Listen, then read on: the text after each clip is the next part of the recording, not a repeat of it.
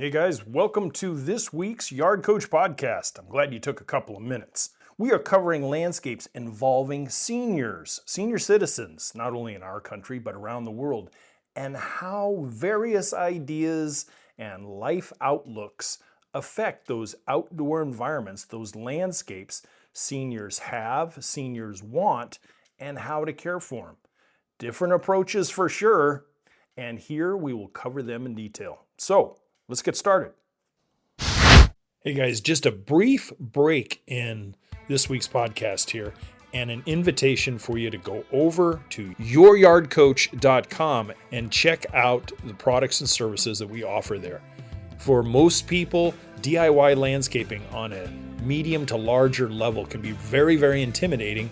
And the book and the course and some of the checklists that we do offer really streamline the process and bolster a DIYer's confidence. So I invite you to go over there, check it out, and if you have any questions, you can always email me at youryardcoach@gmail.com. Now, let's get back to the podcast.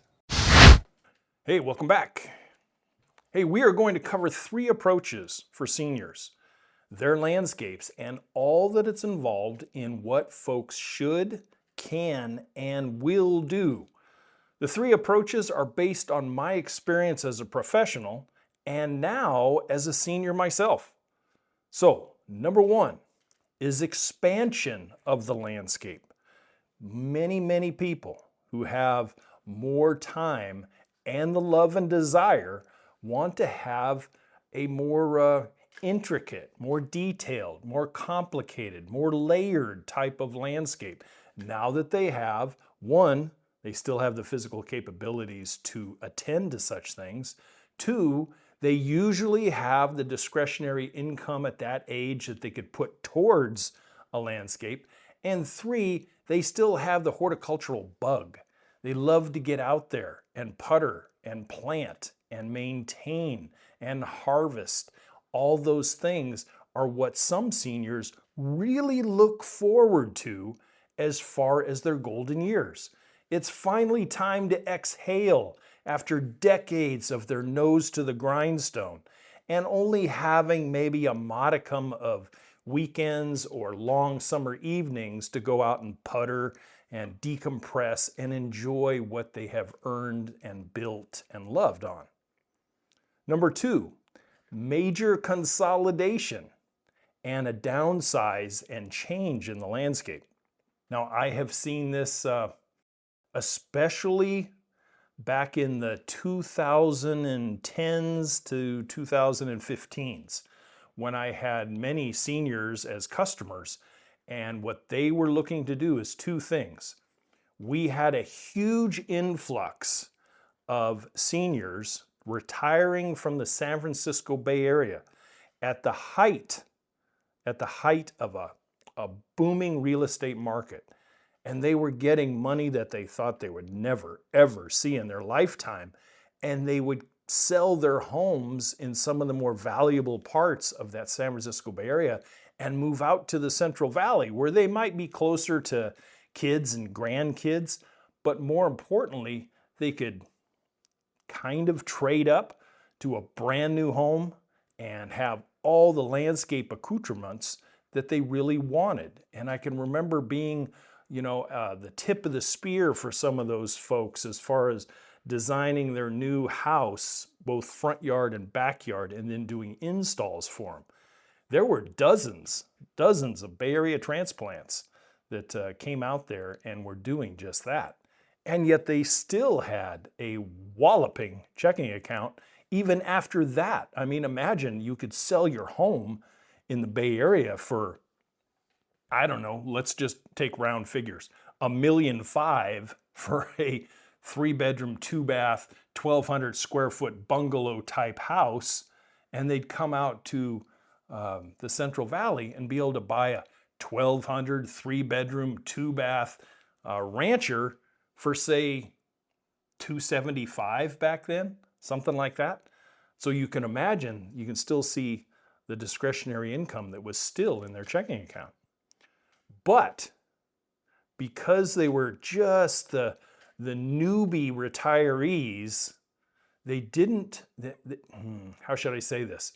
They still had the desire and the bodies and the drive and the energy to where they wanted to do one of two things. They wanted to immerse themselves into a brand new landscape and really customize it to their tastes, both now in their early 60s and beyond. Or they wanted something that was bare minimum maintenance. It looked good, it performed well for them. They had maybe a fruit tree or two, and that's about it. They had large patios, maybe some outdoor kitchen type of stuff, a minimal, most of the time, and we'll talk about a style of landscape that was very popular, but a minimal amount of upkeep so they could travel, so they could go do some of the things they've been waiting 40 and 50 years to do, and now they had the resources to do it. They didn't have a mortgage any longer. They probably didn't have car payments any longer, and they could take off and go do what they wanted to do. And the landscape reflected that. So I can remember coming into even some homes that were existing for Bay Area transplants, and they would want the entire yard ripped out, and they wanted it to redo into a very low maintenance, scaled down maintenance version that fit their newly acquired lifestyle. And number 3 is basically a landscape makeover that reflected, let's just say they had physical challenges and they're not able to do quite. You have the hip replacements, the knee replacements. They had yards that required too much care all the time.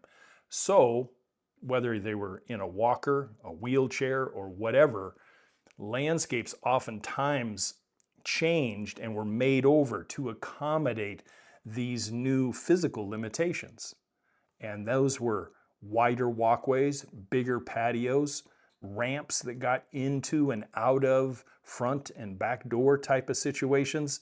And those landscapes really accommodated based on the present physical situation and beyond, so that they could still be outside and yet at the same time they could still enjoy their new surroundings.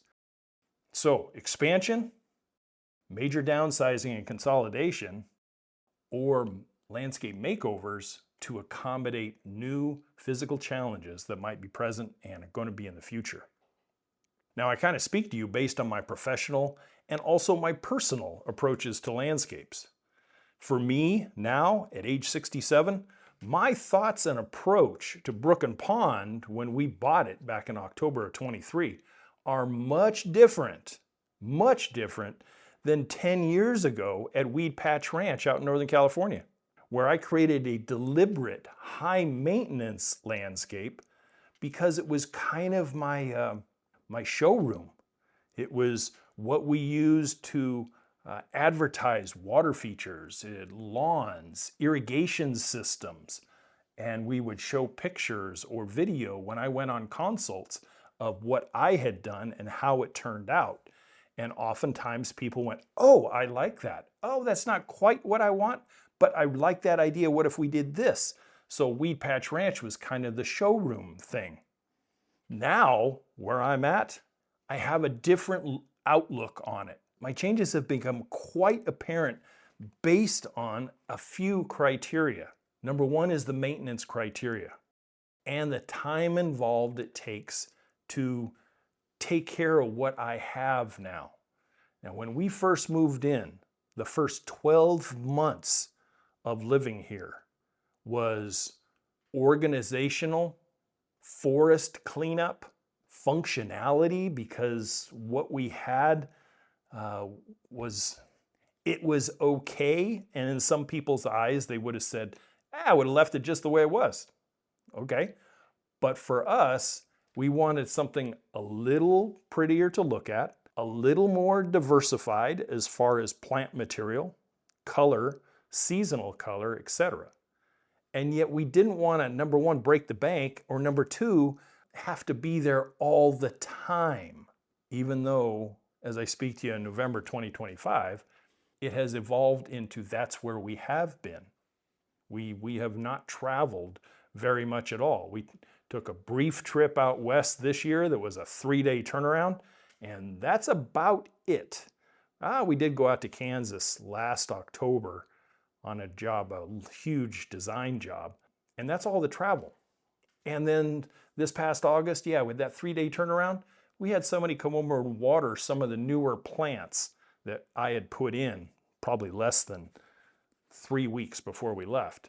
And we had the highest temperatures ever for the whole year while we were gone. So I had a new friend that I had met, and he was very gracious to come over and take care of watering one time while we were gone, and then we were back and everything was good.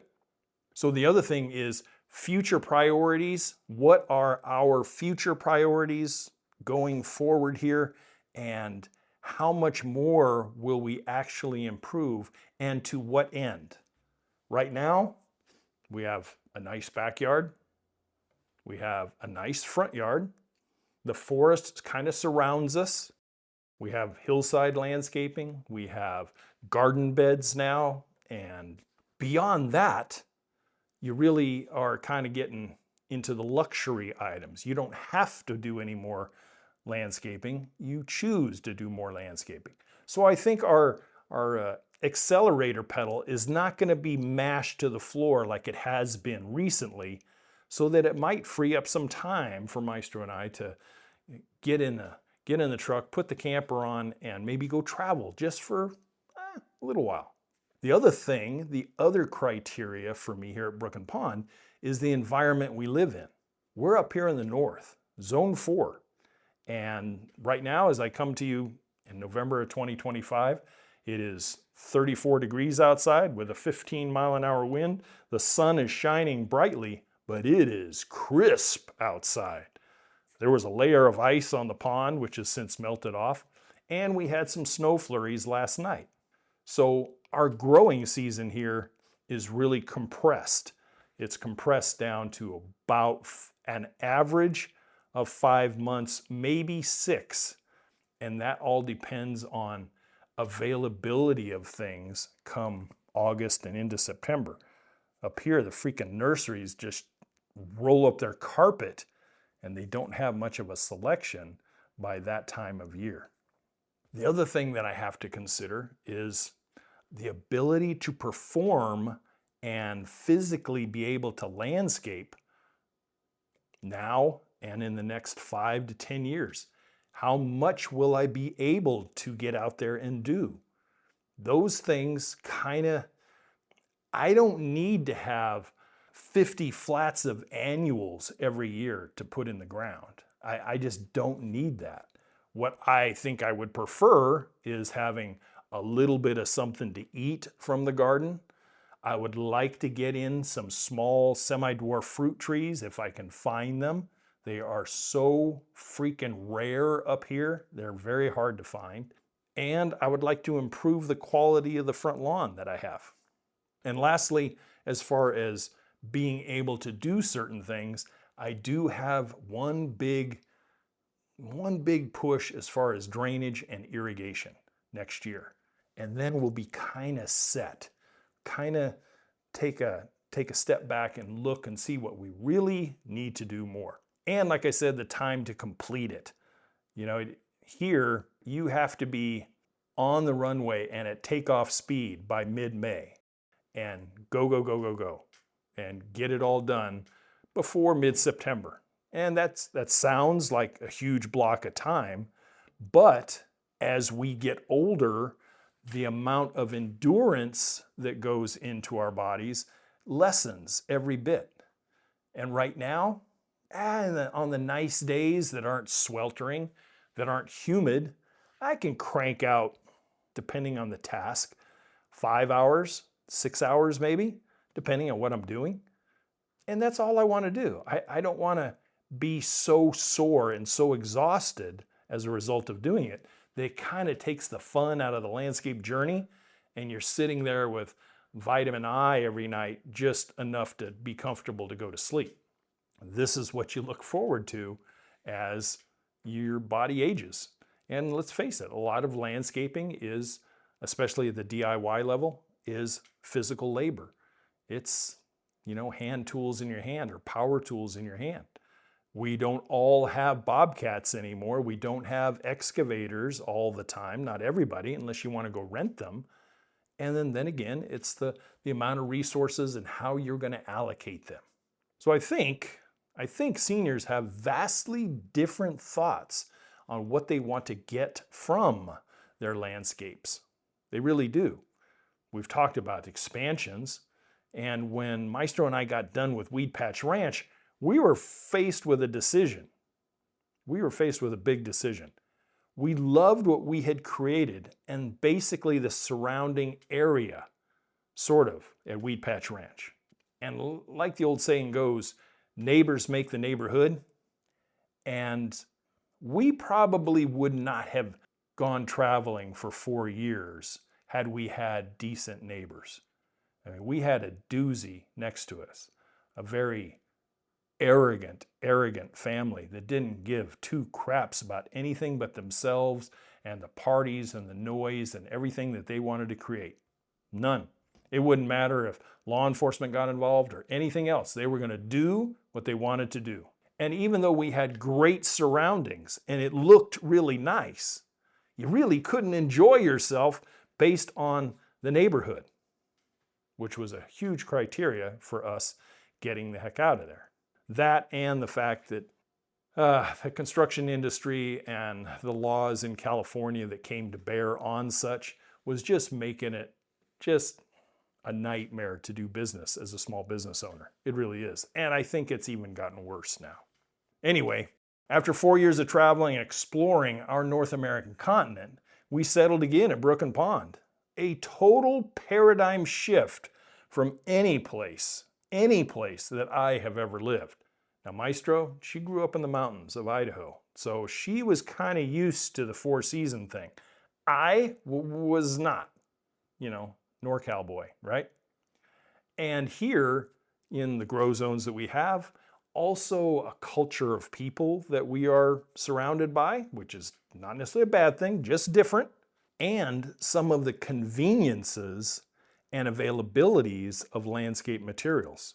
We are in a semi-dead zone up here for those types of things. We have to travel at least an hour to find horticultural products that make sense, because the only other thing is Sally or Johnny growing annuals and six-packs in their backyard greenhouse and sell them on Facebook Marketplace. Beyond that, there isn't much landscape material up here. You want a truckload of compost? Yeah, good luck. Things don't compost well up here in the north. They don't have the heat generated to actually compost material. So you have to deal with bag material, etc. So when it comes to the senior aspects, we've looked at the three lenses that many seniors take to look at and what they want. Now, maybe a fourth option is that they want to stay where they're at. Their taproot and their life revolves around the house they've been in for the last 30 to 40 to 50 years. But because of limitations, they are now going to farm out all the maintenance and care for the front and backyard. They're going to sell off their mower. They're going to get rid of edgers and those kinds of things because, they can't do it. So with some of the discretionary income that many seniors have, they're going to hire professionals. Now, in doing that, there is nothing wrong with it whatsoever. And in many respects, I totally understand it. If it wasn't for my total cathartic release that I get, my nirvana of getting outside and planting and caring for and babying things that I've put in the ground, I might be doing the same thing someday, but not today, like the line in the Gladiator movie is, but not today. Okay, so those early seniors, the seniors that I'm speaking to that are maybe between 55 and 65, you guys still have for the most part, able bodies. You're punching your ticket after a 40-year career, a 30-year career, whatever. And now you are going to wake up every morning and not have to punch the clock any longer. And with that, you're going to have decisions to make. And believe me, many seniors of that age, they hit the golf course, they jump on airplanes and go travel, and maybe the first 12 months or so, they really enjoy this newfound sense of freedoms and success. Because let's face it, after punching a clock for 40 years, you have succeeded, provided that you're not living in a cardboard box or on a sidewalk in a tent in LA. You are a success, and you can still put food on the table. You just don't have to jump in the car and go do anything. Well, I have seen many early seniors that have done this for 12 months, 18, and then they are bored off their gourd. They miss the productivity. They miss the accountability, the routine of getting up and going and doing things. Or they suddenly realize that maybe they don't have enough income and they have to return to the workplace on a part-time, on a full-time, or on a self-employed manner to make ends meet. And how does this all come to bear on the landscape? Just think about it.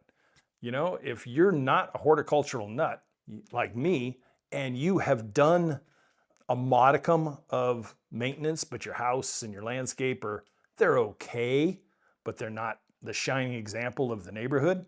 Do you think because you have all that more extra time that you're going to jump out there and do it? You really have to have a paradigm shift and a total different way of thinking all of a sudden, because those kinds of habits don't suddenly come to the surface. They will have simmered for decades inside you, doing little things all the time and enjoying the little stuff. And then when you have all that extra time, you're going to expand and really immerse yourself into it. Well, some folks do exactly the opposite. They just let the place go to hell. I'm old, I don't feel like pushing a mower no more, I don't like edging, and I don't have the money to hire it out. So it's just gonna be that house on the block. And that's sad, that really is, because you've been pumping hard and paying the mortgage and the insurance and the taxes for decades. And maybe you got the place paid off now, provided that you haven't refinanced it 4 or 5 times and sucked every dime of equity out of it. And you're still got that bank leering over your shoulder all the time. But the landscape oftentimes takes a hit. That's why we are very fortunate. I don't have a mortgage.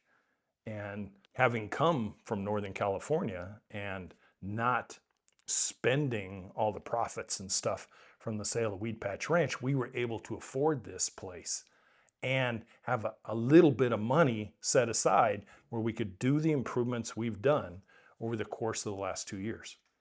And I'm not puffing my chest out. I'm just proud of what we've been able to accomplish, considering some of the challenges that we face this year and the challenges of just dealing with the environment that we're in.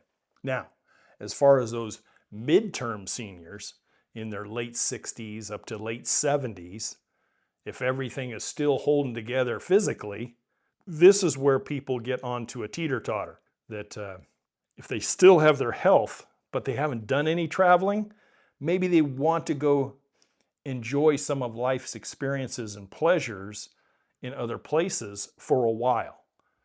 And that is where people like me used to step in and really automate their place, get rid of high maintenance lawns. I've often used an example of Laura, one of my clients years ago. She came up on retirement years. She was 63 years old at the time, and she wanted to travel. Globally, she wanted to travel. And we took all the lawn out, took everything out. We brought that place from a water guzzling piece of property down to a water sipping and 95% less maintenance. And that's right there is one of the lenses that seniors look at, especially ones that are now facing infirmities of one kind or another. And the other thing is late 60s through late 70s, you can reach a burnout phase if you don't have or you don't inject some kind of new challenge or, and when you get that old, there's not a lot of challenges left unless you do something outlandish that you may or may not be capable or have ever done before. Some people are like that, but many seniors are kind of routine oriented and they want to pace themselves, shall we say, to make the long haul and last in a good physical state as long as they possibly can. And we get out there and start swinging hammers and digging holes and digging trenches and that kind of stuff. Like I said earlier, I can put a hurting on a senior, really can. And then we get into the super seniors, the people that are, 80 plus. These people have done a miraculous job of keeping their health, hopefully. Because face it, if you're 85 years old and you don't have your health, chances are you're probably going to be so infirm that you're not going to be able to take care of anything at your home, and you're going to need some type of assistance, either from family or health care providers, etc., in order to get you down the road to when you're called home. And I don't think the landscapes are a high priority at that point. They still give some super seniors pleasure, and they may go out and tinker a little bit, maybe water this or water that, or they have cashed in their chips. They've downsized to an assisted living type of situation, and maybe they have a little balcony or a patio, and they do whatever they can do out there that still brings them a modicum of gardening satisfaction, gardening pleasure, and something pretty to look at that has flowers on it. Thankfully, I'm not that far down the road yet. I will be there, God willing, but not just yet. So if I'm talking to any seniors out there right now that are considering a shift, a new direction as far as their home, their landscape, etc., what are some of the things that you guys have considered and what you guys want to do as far as getting something from your landscape? What are those things now that might be a little different than they were 20, 30 years ago? Have you gone through the empty nester phase and now you got grandkids, so you want something for the grandkids to come visit Gran and Granddad? And so now you've got play areas again and maybe a pool, above ground pool or something, in-ground pool, whatever. Or are you the type of person that is grandkid free and you want to maybe condo your lifestyle and go and visit and see family, kids, etc., that have moved out and away from where you're at? And maybe you've lost a spouse. There are those situations where, hey, Pops kicks over and Mom's left with the place, and Pop was the only one that really kept the place up. Mom took care of the inside, Pop took care of the outside, and now Mom's kind of facing this, I gotta do certain things. And that decision is a huge decision. You may just cash in your chips and go move closer to kids.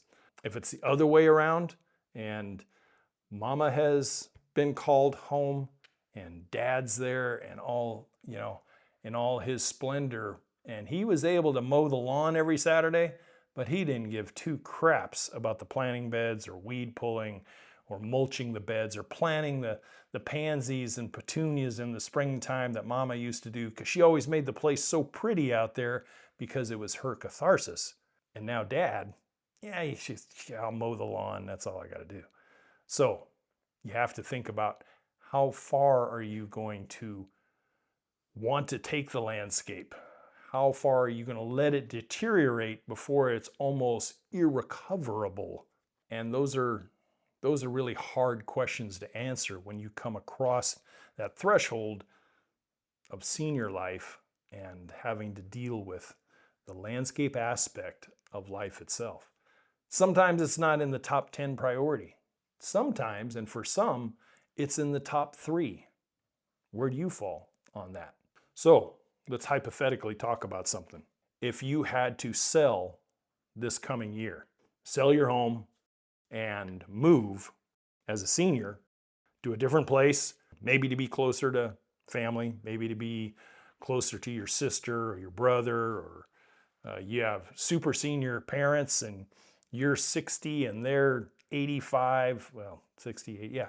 If they're 60 and their parents are 85 and they can't take care of themselves, so you're going to move close so you can look over them for their final years, what would be your priorities in looking for a new place, a new home, new landscape, etc.? Very, very important as far as what your needs are now versus what they were 30 years ago.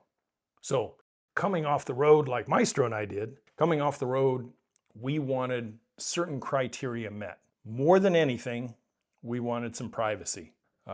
We got our fingers really burned thinking we were in the country on 2.5 acres, and yet we were next to a dude that just made life miserable. So we wanted privacy, and we didn't want neighbors 40 feet away looking into our bathroom window. Number 2 is we wanted a natural setting. And boy, did we get it in spades. I mean, honestly, I never thought I'd be so blessed as to look out the windows and the sliding glass door that I have right now and look out onto what I've been blessed to own and live at. Very natural setting. We wanted about the same amount of acreage as we had before. It takes a lot to keep up with just 2.5 acres. And like I told you before, the first 12 months here was just cleaning up and making the property safe. It had so much blowdown, so much down trees and fire hazard. And me, having come from the West, where fire is everything in the summer and fall months, I came here and I saw pickup stick forest and huge trees laying down on top of huge trees. My gosh, the chainsaw got such a workout that first 12 months. And now you can go out and walk around this place almost everywhere. So that acreage, but not too much, was important. And second, we would have loved to have had something of some type of water on the property. Riverfront property, creeks or brooks or a pond or something. And when we stumbled across this place, we found a little bit of both. We really did. We have the larger brook down near the road, smaller brook up near the house, and the pond that was created with an earthen dam. It's not a very big pond, it's dinky, but it's about the size of 2 basketball courts. But it really checked that box as far as having a natural water feature. So now that we're in and established, as a senior, my remaining tasks that I want to do here is be able to automate some watering. It sounds kind of odd because you think we'd get enough rain, but we go through a period of time starting in about August to the mid or late September that is our dry season. And we get little to no rain here then. And let me tell you, you can look out there at the end of August, and if I don't have the impact sprinkler going on the lawn, you can tell it's going to dry up. It will come back once it rains, but it will dry up and it looks like hell. And the only thing that thrives there, the grasses go dormant and kind of shrivel, and the weeds stay there. The rest of the beds are somewhat water dependent during that time. They could probably, once established, get through the dry season without any problem. But I'm sure they'd be kind of stressed by the end of it. So next year, one of my last big tasks is to try and automate irrigation around here so that the lawn, I don't know if I could irrigate, not with my well system that I have. I can't irrigate that 12,000 square feet of lawn with the well. I mean, it only puts out 7 gallons a minute max. And that's just not enough unless I had 12 valves down there. And you have quite a run from water source to water termination point. And I just don't think that it would be very productive. So other alternatives are being looked into. During that dry season, I would like to have an automated drip system that would take care of the ornamental beds that are here. That my well could take care of. But as far as the lawn itself, I think we're going to look into some water storage and some electric or gas-powered high-pressured pumps that might be able to send out a 1.5-inch, 2-inch black poly pipe out there and have some impacts that would take care of the lawn during the dry season. And I could store up 2,500, maybe 5,000 gallons of water in a storage tank, build a nice platform down here off the side of the house, suck water from the pond when there's plenty of water to be had and store it, and then use it, when it was needed. Because this year, the pond dropped probably a foot. Little Brook dried up. Big Brook got down to probably the 12-inch width. Right now it's sitting at about 4-foot width. So that dry season is when we really need to automate and have the ability to keep some supplemental water to the ornamental side of our landscape and our landscape investment. Lastly, some drainage. As a senior, I do not look forward to going out and jackhammering a trench across my main driveway and putting in a channel drain or a French drain of some kind and capturing some of the heavy runoff of fall, spring, and early summer rains that can literally wash a driveway investment off the hill here. We have gone out there where you could see it looked like a river went down the gravel driveway, ruts and everything else. So I need to put in some kind of drainage catch mechanism to capture and divert water away so that it doesn't get that inertia going down the driveway hill and wash things out. I also have to crown the driveway. I got to put a little bit of guttering on one side of the driveway, a little bit on the other side, and then we should be good. And after that, hey. So does any of this, if I'm reaching someone who's coming up on their senior years or in their senior years, does any of this sound familiar to you? How about something like just the ability to safely navigate around your home? Do you have nice, safe, solid, durable surfaces that you can go outside and not have to navigate ruddy lawns, wet lawns, mud, etc.? Do you have the landscape in an autopilot capability? One that's going to, maybe Joe comes on Thursdays to do your lawn and the automated water system takes care of everything else. How about a landscape that provides some sense of security for you and security monitoring, when you could look out your front door, your bedroom window, and you can see all the spots outside when you hear that bump in the night? You can landscape or modify your existing landscape so that you can see, and people to a certain extent can, like your neighbors that take care of you, can see in a little bit. So you don't have creepers that are hiding in high overgrown hedges and that are able to jimmy windows behind the tree that no one can see past, and Joe Burglar can be there jimmying your window and getting into your house when you have gone out for the day. And here's some other improvements that I have found that seniors are really attracted to. Number one is lawnless landscapes. Very, very popular amongst seniors because they don't feel like pushing a mower anymore, and a lawn, at least for West Coasters, aren't nearly as important anymore as it used to be. Another one is raised bed landscapes. Very popular for those in their mid or super senior range where they can't get out there on their hands and knees anymore and motate around in the yard. They would much rather have something up, that is at minimum thigh height, most likely waist high, and they can go out there and putter and plant and harvest at a very comfortable height where they can do their gardening business without being so stooped over all the time. Here's another one, and this was important to Maestro and I, and that is RV parking. Hey, we're now at the age of maybe we could go travel a little bit, especially during the nicer parts of the year, and yet we need to place that RV when we're not using it. And we'd like to have it on the property and not down at Bill's storage where it sits there and rots and sunbakes. We're going to take care of it at our place. So RV parking is very important to many. Improvements to walkways and durable surfaces.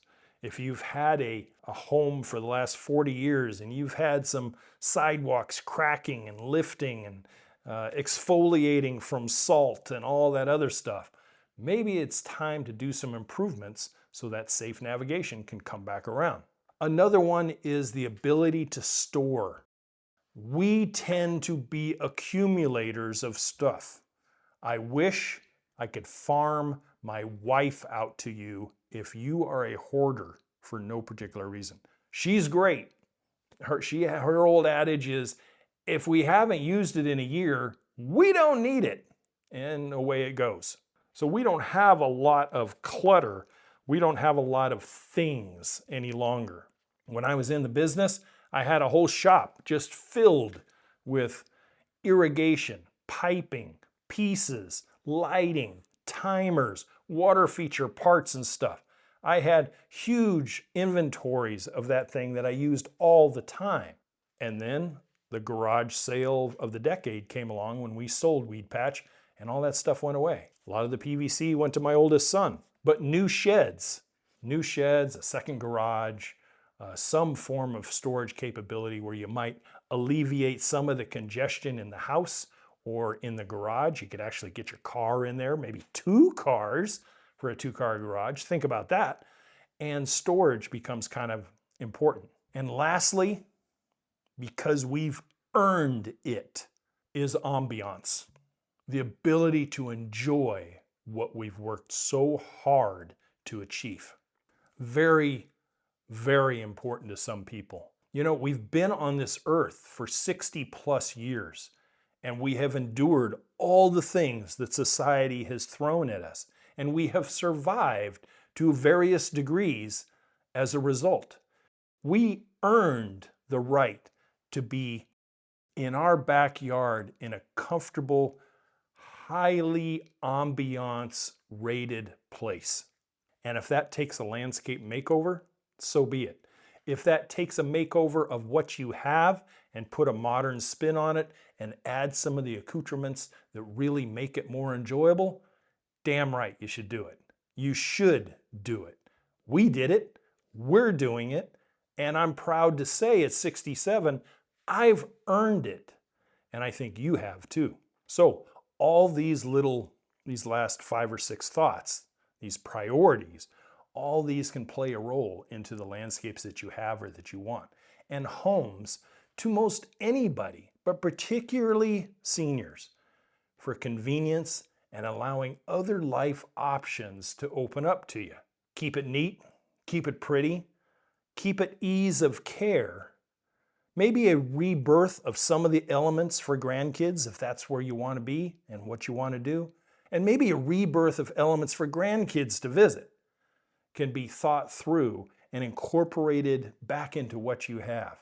You know, 30 years ago, maybe your vegetable garden that you use right now was a play area for your kids. Now the grandkids are here. A swing set, some kind of a little climbing structure or something that when the little ones come over and visit, there's something for them to do, you know, unless you have other entertainment values that you're going to bequeath upon them.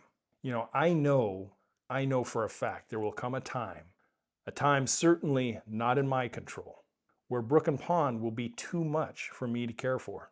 I hope that when that day comes, I will have kept it at a point that I can sell it and I can turn it over to someone else that will appreciate what we have accomplished here and what we have created. I hope that is still way down the road for me. Then what will we do? It'll probably be time to downsize. Maybe downsize into a warmer climate, maybe a climate that has extended seasons like what I was used to for 60 years, 60 plus years, and a much smaller landscape to ponder and to piddle in. We will see. But, like I said, not today. Hey, seniors, if you have any questions or concerns about your landscape and what might work specifically for you to consider, hey, think about reaching out. I'm here to help. There's always the website, youryardcoach.com, where some products and services are there to sharpen your landscape pencil and to offer a helping hand to maybe guide you in the direction that maybe you hadn't thought of just yet. That's all there is for this podcast. Appreciate your time. Man, if you're still here, I hope I can pick you up next week. You can go about your travels and your day listening to this face that is perfect for radio or podcast.